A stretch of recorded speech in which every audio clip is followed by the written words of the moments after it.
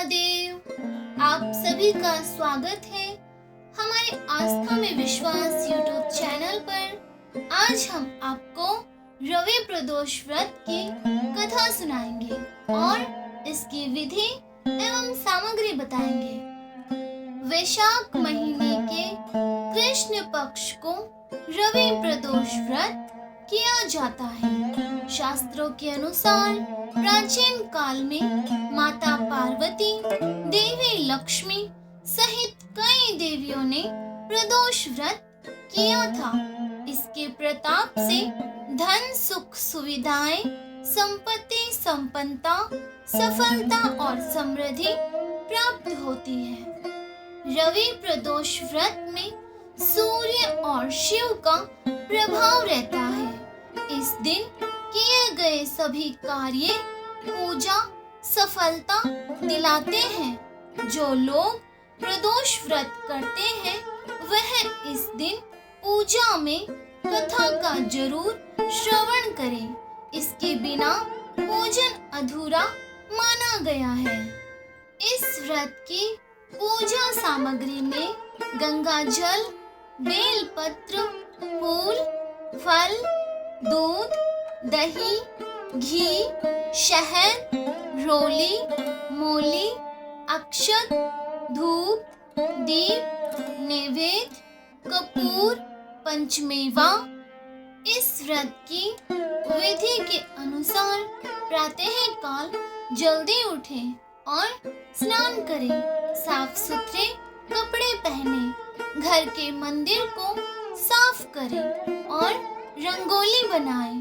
भगवान शिव और माता पार्वती की पूजा करें। व्रत का संकल्प लें। गंगा जल से शिवलिंग का अभिषेक करें। बेलपत्र, फूल, फल, दूध, दही, घी, शहद आदि अर्पित करें। धूप दीप जलाएं। प्रदोष व्रत की कथा सुने, आरती करें, भगवान शिव को भोग लगाएं, शिव चालीसा का पाठ करें। फिर शाम को फिर से स्नान करें, भगवान शिव की पूजा करें, प्रदोष व्रत की कथा सुने, आरती करें, भगवान शिव को भोग लगाएं। इसके मुख्य नियम है व्रत के दौरान तामसिक भोजन का सेवन ना करें, नकारात्मक विचारों से बचें, झूठ ना बोले और किसी को कष्ट ना पहुंचाए। शनि प्रदोष के दिन किसी का अपमान ना करें। तो चलिए अब शुरू करते हैं रवि प्रदोष व्रत कथा। पौराणिक कथा के अनुसार भागीरथी के तट पर ऋषियों ने विशाल गोष्ठी का आयोजन किया। इस सभा में व्यास जी के शिष्य पुराण वेता सूत जी महाराज भी पधारे अर्थात आए। उनके स्वागत के बाद मुनियों को कथा सुनाई। इसके अनुसार एक गांव में गरीब ब्राह्मण रहता था। उसकी पत्नी प्रदोष व्रत किया करती थी। उसका एक पुत्र था। एक समय की बात है, वह पुत्र गंगा स्नान करने के लिए गया, लेकिन रास्ते में ही चोरों ने उसे घेर लिया। चोरों ने उससे उसके पिता के गुप्त धन की जानकारी बताने को कही। तब बालक ने चोरों से कहा कि हम लोग बहुत गरीब हैं, हमारे पास धन कहाँ से है और कहाँ से आएगा। चोरों को उसकी बात पर विश्वास नहीं हुआ तो उन्होंने पुत्र की पोटली छीन ली और पूछा, इसमें क्या है। तब बालक ने कहा कि मेरी माँ ने मेरे लिए रोटियां दी है। चोरों ने उस बालक को छोड़ दिया। बालक घूमते घूमते एक नगर में पहुंच गया। थोड़ी दूर जाकर वह बरगद की छांव में आराम करने लगा।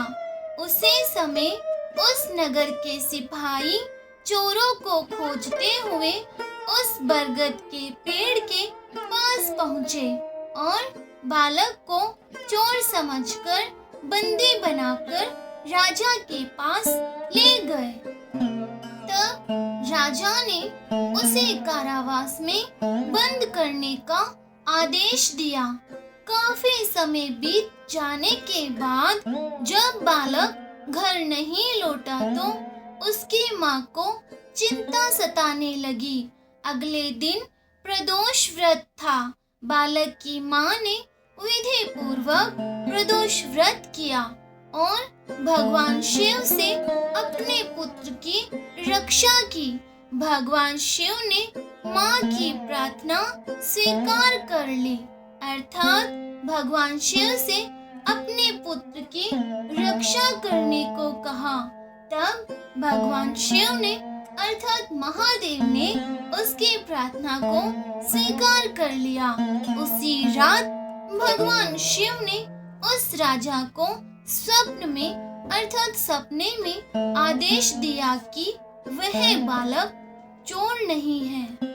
अर्थात महादेव ने उसे स्वप्न में कहा कि उस बालक को प्रातः काल छोड़ देना, अन्यथा उसका सारा राज्य नष्ट हो जाएगा। फिर राजा ने महादेव की आज्ञा मानकर सुबह होते ही राजा ने शिव जी की आज्ञा के अनुसार उस बालक को कारावास से मुक्त कर दिया। बालक ने अपनी सारी कहानी राजा को सुनाई। फिर अगले दिन उस बालक के माता पिता को महल अर्थात राजमहल में बुलाया गया। राजा ने ब्राह्मण को 5 गांव दान में दिए। इसके बाद भगवान शिव की कृपा से ब्राह्मण परिवार आनंद से रहने लगा, अर्थात ब्राह्मण का पूरा परिवार खुशी खुशी रहने लगा।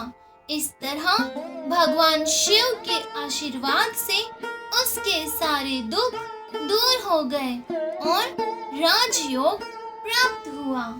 तो बोलिए हर हर महादेव। आशा है आप सभी को रवि प्रदोष व्रत की कथा सुनकर अच्छा लगा होगा। तो कमेंट में हर हर महादेव जरूर लिखना और साथ ही चैनल को सब्सक्राइब करके बेल आइकन ऑल पे क्लिक करके वीडियो को लाइक शेयर जरूर कर देना।